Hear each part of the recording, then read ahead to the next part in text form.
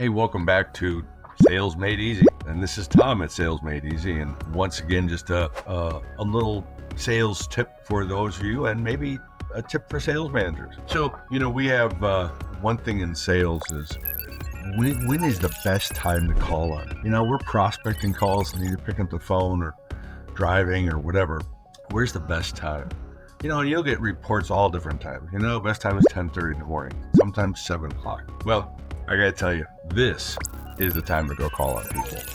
One of the things is when I was living in Chicago as a salesperson, I always looked forward to a blizzard or a snowfall. And the reason is to me, that was the time to get in my car and call on people I didn't know. And the reason being is nobody else did it because it was so bad weather. And so when I got to an office and I said, I just knocked on that door, seeing if John is here. It's amazing how many people would actually see me because they're sitting there, oh my God, a salesperson came out, a foot of snow. I can't believe it.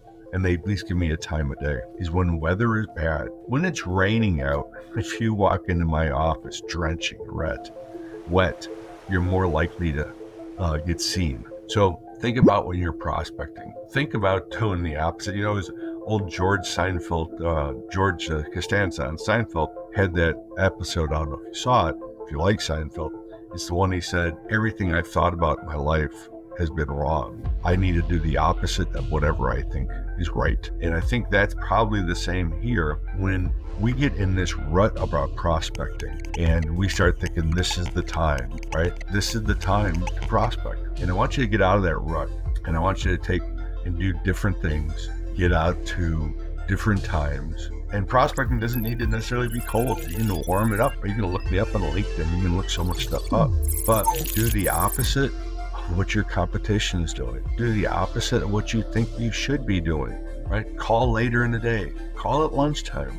Go knock on some doors once in a while. And the other thing is, it's an old thing we talk about called pattern interrupt. How do you interrupt the pattern of a salesperson? Because if you call on me and you use the same words that your competition uses and all other salespeople, and you sound the same as the competition, you're calling on me the same time as the competition, you're doing it the same way as your competition, then you all sound the same.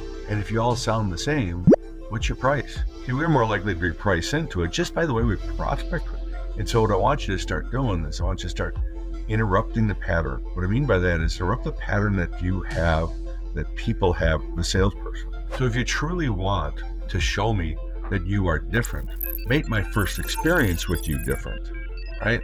How can you interrupt the pattern? How can you start out the sales call so that I say, this is a different experience. Do something different. However you're approaching the sale, try to be different. Use different techniques. Bring me something that's different. Don't send me a pen or a calendar. So how can you be different? And in today's world, it's so easy. With the technology, you can look me up and find everything you want to know about me and approach me totally differently. If you picked up the phone and called me and said, hey, I understand you went to St. Mary's University. If that's the first words out of your mouth, I would immediately, my attention would go from my computer screen to you. And I'd be going, yeah, I did. And then you'd have to follow up pretty good, right? Well, with, you know what?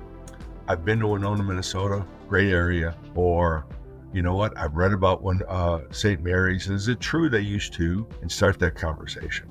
So how are you interrupting the pattern? So tip for the day, the weather's bad, go see people. Be different. Don't approach me the same way everybody else approaches me. Use that differentiality. And third, don't stop there. There's a lot you can learn about me. So use that differentiality to start the conversation going and keep that conversation going until we start talking about business. Hope that helps. Once again, this is Sales Made Easy. My goal is just to see if I can help you make your life a little easier, not by telling you, oh my God, how to close things and overcome all the objections, but the inner secrets of sales. That's what this is about. And so I hope you can use this, and feel free, Tom at salesmadeeasy.com. If you have a question or you want to email me and say, hey Tom, is this a good pattern interrupt? Email me. Love to answer you.